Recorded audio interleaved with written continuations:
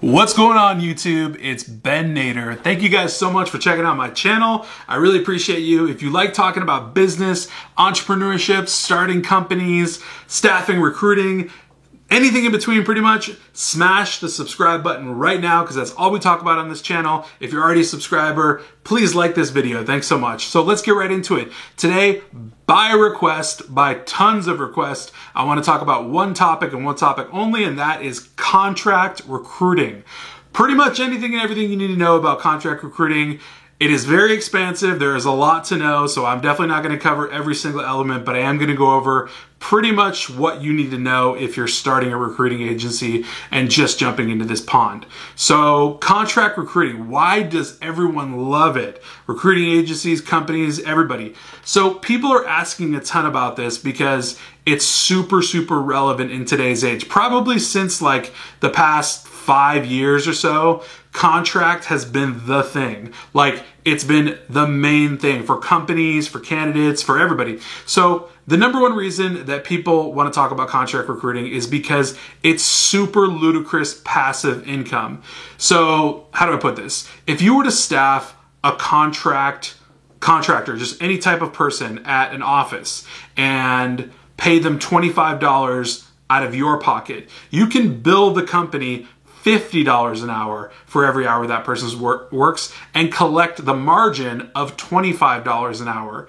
It is absurd passive income. Like, you can make $50,000 to $100,000 just having a couple contractors on your payroll at any given time. People strictly do contract work just for this. Like, there are agencies that focus hardcore just on placing contractors because it's so insanely good with passive income. So you just place them, you pay them like weekly, you collect a huge margin. The passive income is ridiculous. That's why everybody loves talking about contract work.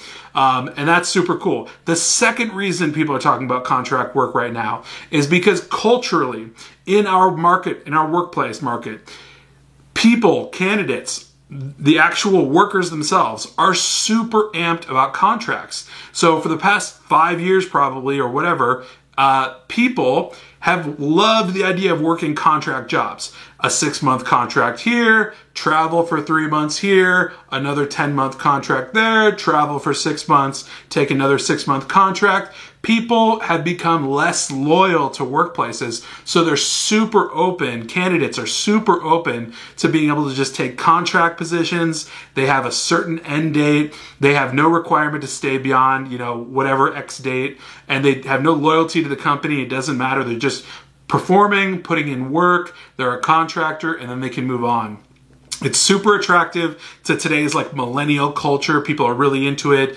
They get to travel, they get to do whatever they want, and they get to basically kind of sort of make your own schedule, if you will, in your life. Not like day to day, but make your own life schedule. Like, you could schedule your year out. Like, I'm going to work 6 months and I'm going to take 4 months off type of thing. Like, people are doing this. So candidates are loving it. The other people that are loving it are companies. Companies love contracting. And why do they love contracting? Because they get to try before they buy. So in a contract to hire scenario, companies are in love with this. They get to bring someone on for 6 months in a contract to hire. They basically watch how they perform. They see what they can do for them. And then at the end of the 6 months, they get to say, should I hire Ben full time? Check mark, boom. They get to pull the plug on it, or they get to give the approval on it at the end of 6 months. They have options. So of course companies are going to love this. Companies are going to want contractors all day long just because they have the leeway to make decisions later on. They don't have to keep you on full time.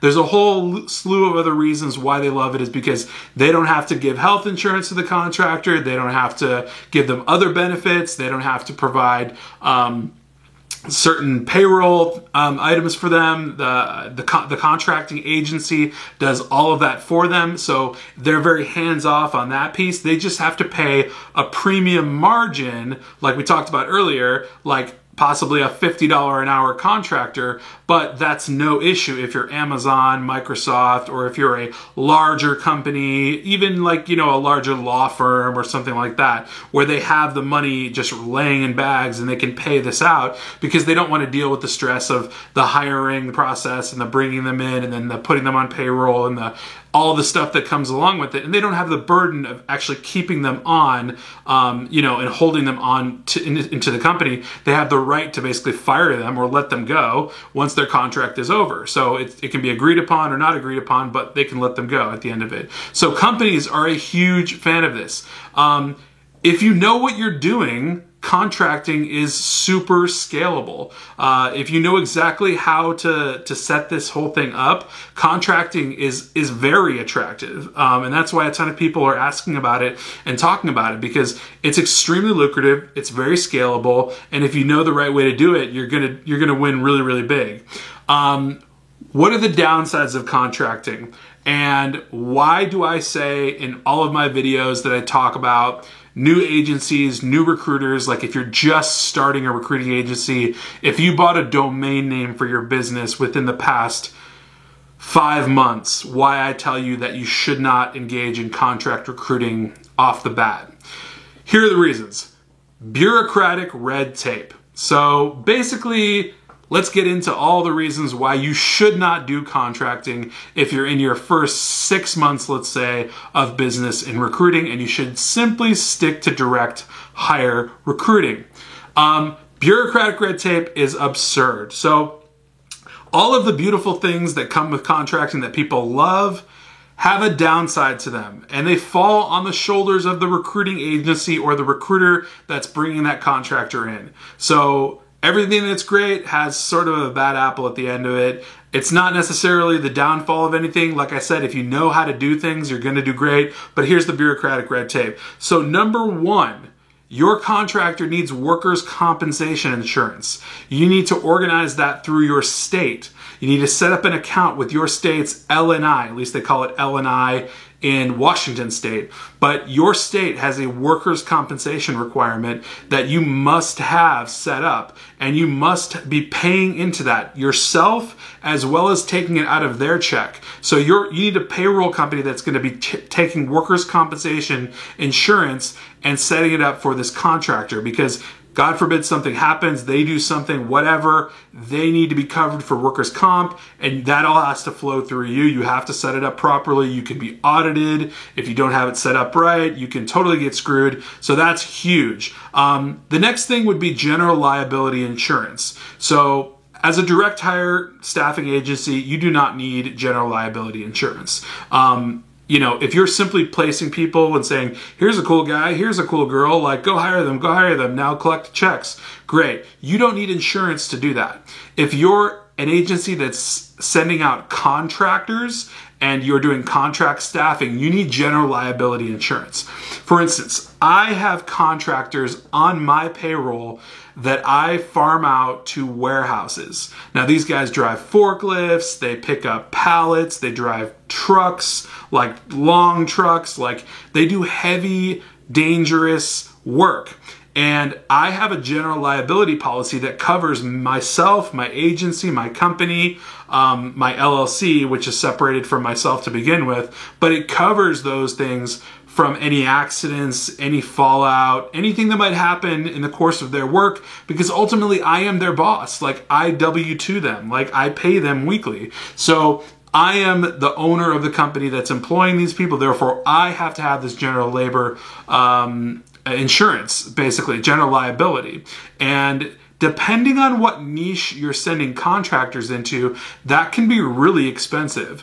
So if you're in the healthcare niche and you're trying to staff nurses, CNAs, or pretty much anything in healthcare, you're looking at a really big premium. Like we're talking possibly $5,000 plus annually to be able to cover your insurance policy for staffing contractors, because you better believe the hospital or clinic or whatever you do business with is going to require that you have some insurance on these people, because if your CNA goes in and kills someone, best believe it's going to come back to you. You employed them, you're getting sued by their family, and your business is done. So if you didn't shell out $5,000 to $10,000 for a nice general liability policy, you're pretty much done. So General liability insurance. If you don't have $5,000 lying around and you want to set that up for healthcare, you're kind of in some hot water. You might want to not jump in that yet. The general liability insurance I have is lesser than that. It involves hazardous labor, but my policy is not that expensive, and it's sort of half of that. So it's workable, and it totally makes sense financially, and it's fine. But insurance is a huge thing that you need to pay attention to. So what's the other thing that's a downside when you're hiring contractors? Payroll. So payroll is like the biggest thing of all, right? Number one, you need to get paid. Number two, your contractor needs to get paid, definitely, for them to keep working. So you need to set up a payroll company, like a third-party company that handles your payroll. Or you need to go to CPA school for 4 years and learn how to do all their taxes and take everything out and like put it in and take it here and put it there and put it aside and send, intermittent payments quarterly to the government and all that kind of thing. There's a lot of stuff there, right? So like, I'm not a CPA and I'm not going to be getting to get into the numbers, but you need a payroll company that will pay them out in the proper amount, retain their taxes for them, and properly set it all up so that you're not dealing with any of it and it runs through them.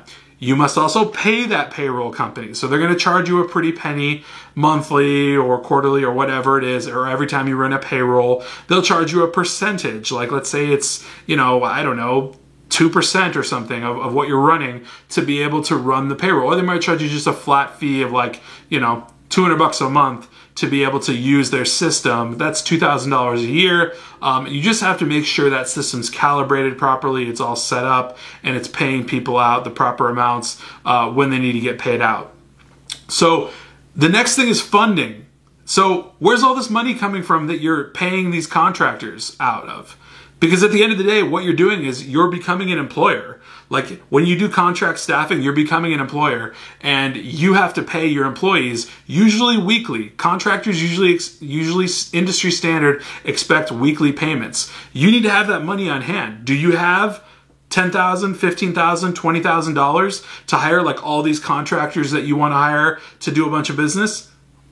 You need to have that money. So if you don't have $10,000, $15,000, $20,000 to residually pay your contractors weekly, you're going to need to second guess yourself, or you're going to need to go to a funding company. Now, a lot of the payroll companies that I mentioned earlier that run your payroll software system also include funding, but again, pretty penny is going to be charged on top of that. So you're going to look at another 2-3% of whatever the total payroll is going to be, boom, out the door off of the top whenever you pay your contractor. Again, understand, you can still make tons of money doing contract staffing as long as you're crunching these numbers properly and you know precisely what that fee is going to be, how much extra you need to make, what your margin's going to be, what your burden is on top of that, so you can make sure that you're profiting, because there's no other purpose of doing this unless you profit really, really big.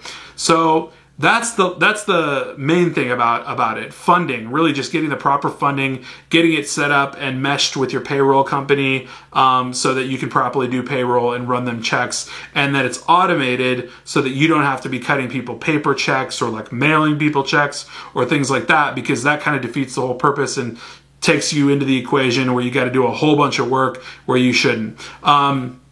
The last thing I want to mention that's kind of slightly involved is that if you are contract staffing, you need to be pretty pipeline strong.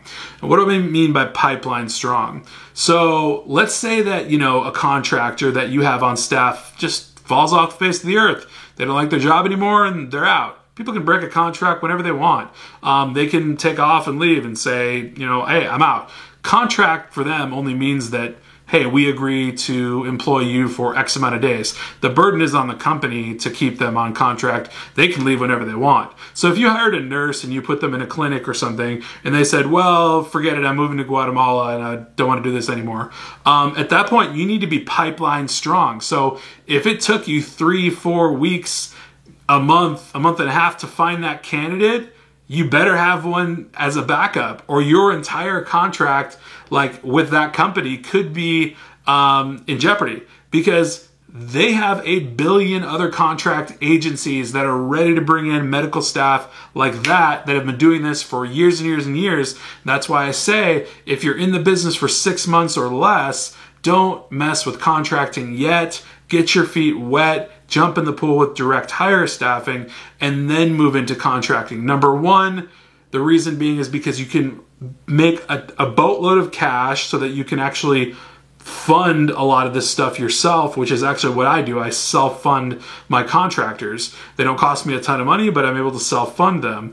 I use a simple payroll company that I totally understand and know how it works, and I've researched it thoroughly, and I'm all the way on top of it. I have a system in place to check the hours of the employees and pay them out properly. I'm in constant communication with the manager of several warehouses where I have contractors at, and so I know my system inside and out. But I've been in for 1.5 years doing stuff, so I've got a better grip on this than someone 6 months or less. So my advice, if you're 6 months or less, don't go into contracting. After that, start stepping your feet into the pool, if you will, and start getting into it at that point, because it can be extremely lucrative. And yes, I definitely want to scale my own contracting business because it's super lucrative and it's the way to go. Ultimately, it's hands-off recruiting. You just place people and you collect crazy passive income off of them. And it's the best when you're self-funding and you're not paying somebody else 2-3% on top. So long story short, contracting is awesome. Contracting also has a ton of learning curve and pitfalls that you need to know, mostly the bureaucratic red tape, workers' comp, general liability insurance, payroll, and funding, and being pipeline strong to be able to refill a position if somebody just runs out the door. So contracting is really, really, really hot right now,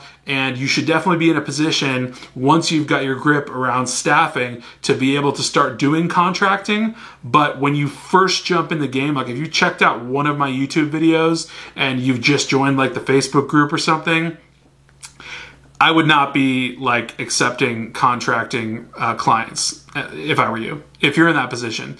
And trust me, clients will approach you and ask you if you can provide contractors for them. Can you provide a contractor for us for 6 months? Or would you be able to bring us a contractor for just a 3-month job?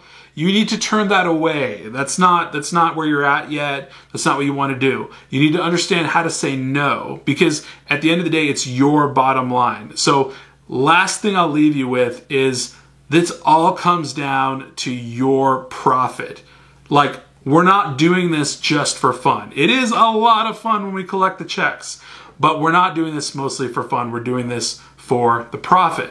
So what you want to make is money. You need to make sure you're in the best position to make money as possible. I believe that starting out in direct hire and simply loading up your boat with cash, then dipping your toes into contract recruiting. And at that point, you'll kind of get your grip around what's going on, and you'll be able to do it much easier. It'll be a much smoother learning curve, and I can give you some tips and tricks in another video on how I run my contract recruiter or my contract people. I can show you on screen my system, what I use. It's very, very simple and straightforward because I have a simple contractor setup. So anyways, that's what I've got on contract recruiting, guys. So my main advice is just stay away for 6-7 months and then start exploring it, then getting into it, because even once you do start jumping in, that bureaucratic red tape, general liability insurance, and getting your workers' comp set up through your state, that stuff takes a while. Like, you'll have to wait like a month and a half to get it like in place. So if you have clients that approach you and they want contractors, you may have to tell them no for right now. Trust me though, your direct hire business will still take off. You'll still be making money. Plenty of people want direct hire and not contract. Don't worry about it. You're not losing any money just by pushing away contract clients only. So don't worry about it. But that's all I got to say about contracting, guys. I hope that's valuable. If it is, tell me in the comments. Smash the like button for sure. If you're not subscribed, subscribe. I'll catch you guys tomorrow on Thursday, and hope you're having a great week. All right, take care.